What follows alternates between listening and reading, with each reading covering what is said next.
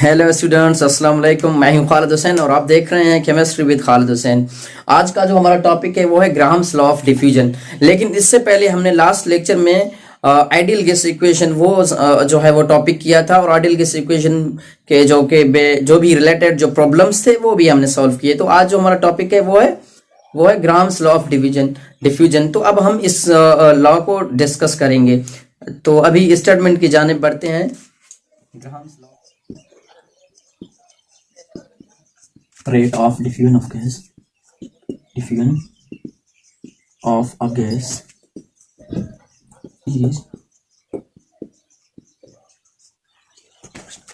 inversely proportional to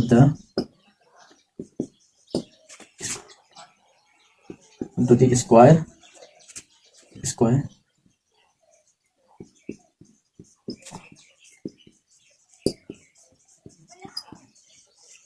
तो ये statement है ग्राहम्स लॉ ऑफ डिफ्यूजन का। The rate of diffusion of a gas is inversely proportional to the square root of the density. सबसे पहले हम इस चीज को समझें कि डिफ्यूजन है क्या। देखिए, डिफ्यूजन को हम नॉर्मली इसे गैसेस के बिहाफ पे ऐसे भी डिफाइन कर सकते हैं कि diffusion is the mixture of the gases. हम नॉर्मली इसे डिफ्यूजन को ऐसे भी जो है वो डिफाइन कर सकते हैं। और इसके अलावा डिफ्यूजन का मतलब ऐसा ही है कि जो गैस जो है वो मॉलिक्यूल्स जो गैसेस के हैं वो एक्चुअल में मूव करते हैं, तो वो मूव करके मिक्स ही हो जाते हैं। तो diffusion means the movement of the gas molecules. तो डिफ्यूजन को हम ऐसे भी नॉर्मली डिफाइन कर सकते हैं। तो diffusion, the rate of diffusion of a gas is inversely proportional to the square root of the density. तो हम मैथमेटिकली इसे अगर सॉल्व करें, देखें, रेट को हम आर से रिप्रेजेंट करते हैं, is inversely proportional to under root square root of the density. तो हम ऐसे रिप्रेजेंट कर सकते हैं। अब इस प्रोपोर्शनलिटी कांस्टेंट को हटा के हम कोई कांस्टेंट देंगे, तो नॉर्मली हम यहां k को एज अ कांस्टेंट ले रहे हैं, k इंटू 1/d। तो हम ऐसे लिख सकते हैं। अब ये जो है ये रेट है, it means rate is inversely proportional to the square root of the density. अब नॉर्मली अगर हम गैसेस की कंपैरिजन करें, इट मींस हमारे पास दो गैसेस हैं। तो इफ वी हैव टू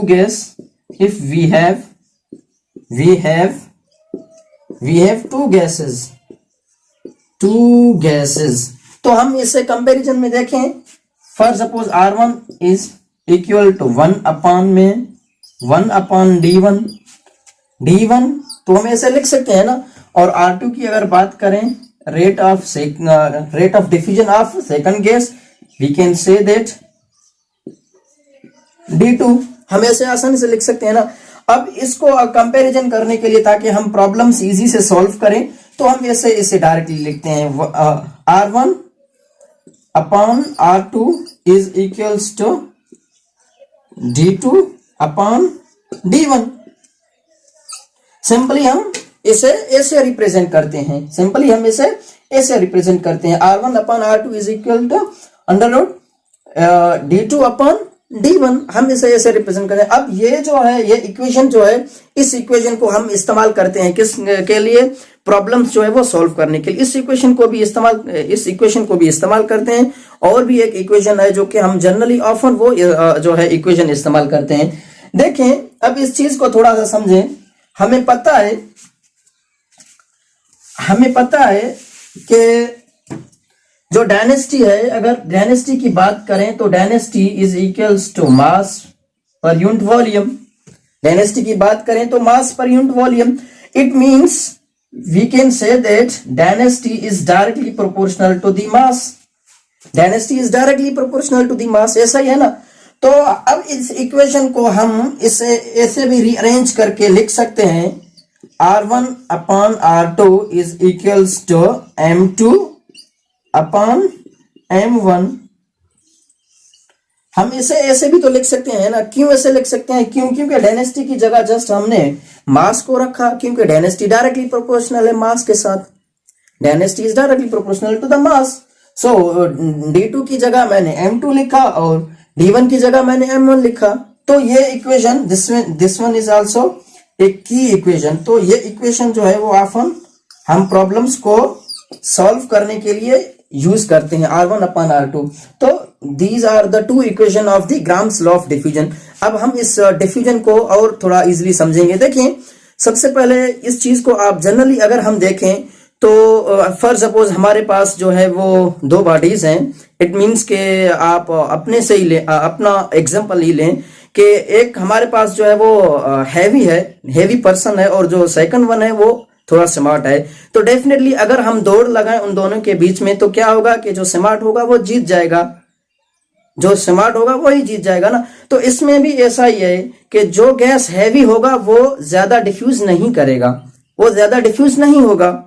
अगर उनकी रेट की बात करें तो वो कुछ ज्यादा टाइम लेगा, वो कुछ ज्यादा टाइम लेगा डिफ्यूज होने के लिए।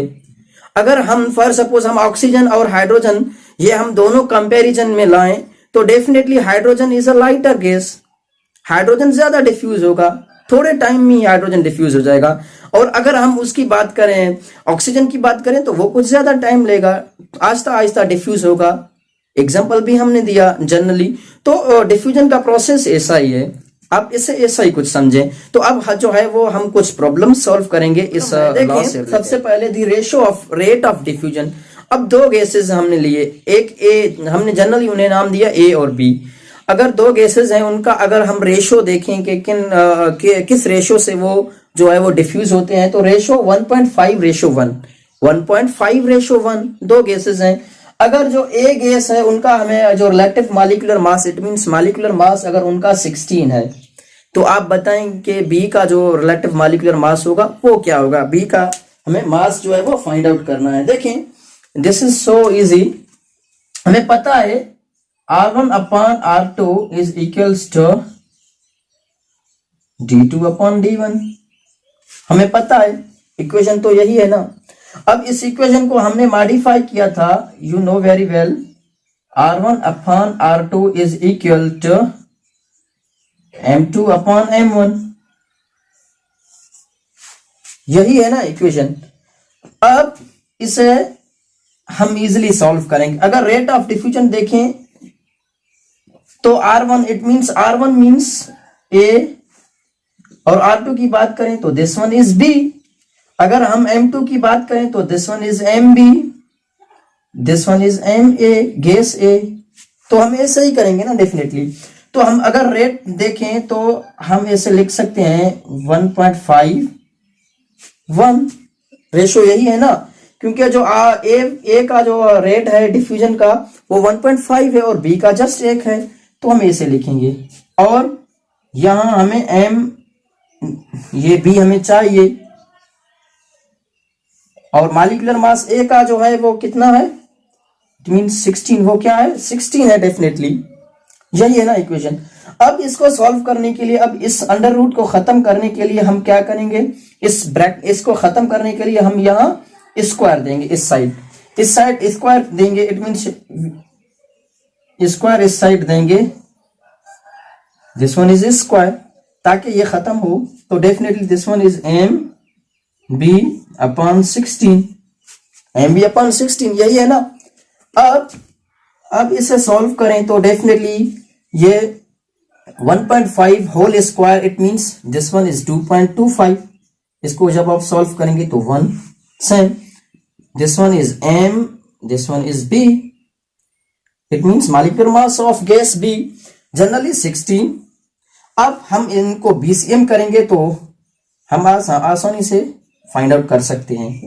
2.25 मल्टीप्लाइड बाय 16 तो डेफिनेटली क्या होगा, फाइनल आंसर क्या होगा हमारा, वो 36 होगा, 36। This is our final answer. So we can say that molecular mass of gas B, what? The molecular mass of gas B is 36. Definitely हमने इसको ऐसे ही जो है वो सॉल्व किया। तो अब हम एक और प्रॉब्लम करेंगे इससे। So this is a question. If a gas diffuses at rate of 1/2 as fast as oxygen, अगर कोई गैस है जो कि इट मीन्स 1/2 जो है वो फास्ट जा रहा है, इट मीन्स जो ऑक्सीजन का डिफ्यूजन रेट है उससे हाफ, उससे आधा, इट मीन्स वो डिफ्यूज हो रहा है। Find the molecular mass of unknown gas, जो अननोन गैस है उनका आपको मॉलिक्यूलर मास जो है वो फाइंड आउट करना है। तो सबसे पहले आप खुद ट्राई करें, वीडियो को स्टॉप करके पहले आप खुद ट्राई करें। तो देखें हमारे पास इक्वेशन है R1 upon R2, this is और इक्वेशन M1, दिस इज और इक्वेशन, बेसिक इक्वेशन। तो अब हम सॉल्व कर रहे हैं R1 upon R2, this is और equation. So definitely now we will put the values. अगर हम वैल्यूज की बात करें तो देखें 1/2, इट मीन्स आप कहें 1/2 upon 1, this is ratio actually is equals to, और ऑक्सीजन आपके पास क्या है, M2 is oxygen, 32 upon M1, this is और इक्वेशन, यही है ना।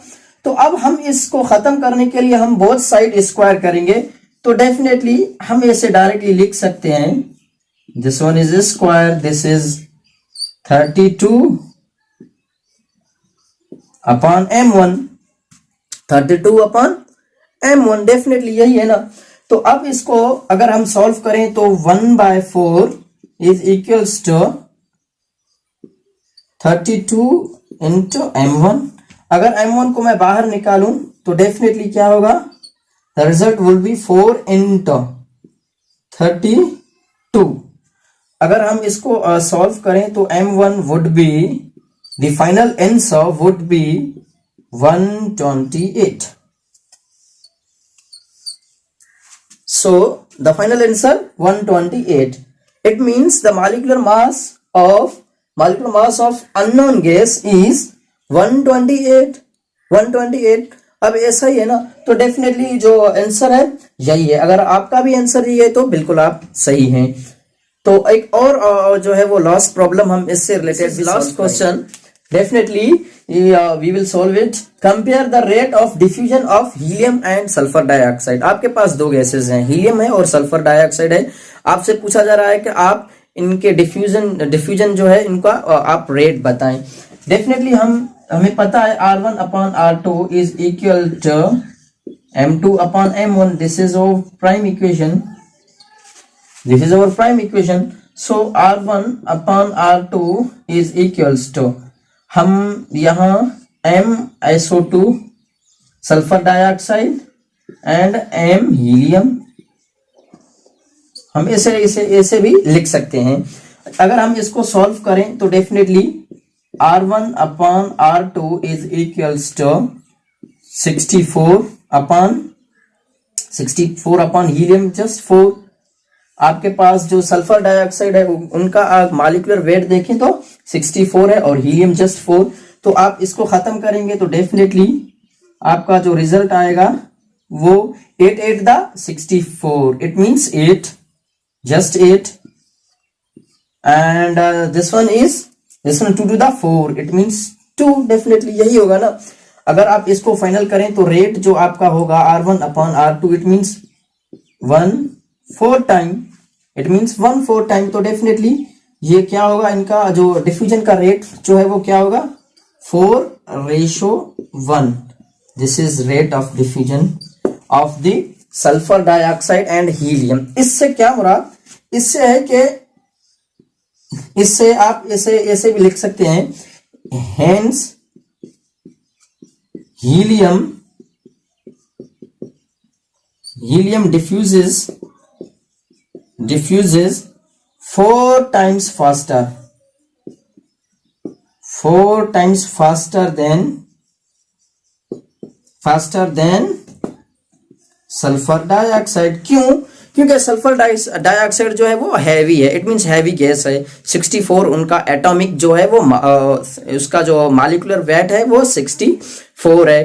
तो रेशो क्या होगा, 4:1। It means hence helium diffuses 4 times faster than that of sulphur dioxide. क्यों? क्योंकि हीलियम जो है वो लाइटर गैस है। तो डेफिनेटली 4:1, इट मींस डेफिनेटली ऐसे ही होगा कि जो हीलियम है, क्योंकि वो लाइटर गैस है तो वो डिफ्यूज ज्यादा करेगा, इट मीन्स वो उनका डिफ्यूजन का रेट जो है वो ज्यादा होगा। It means we can say that easily hence helium diffuses 4 times faster than that of sulphur dioxide. तो आज के लेक्चर में यही है। अभी तक आपने हमारा चैनल सब्सक्राइब नहीं किया तो चैनल को सब्सक्राइब करें, ताकि आप आइंदा जो भी लेक्चर्स अपलोड हो उनको भी आप इजिली जो है वो नोटिफिकेशन के फॉर्म में हासिल कर सकें। Thank you.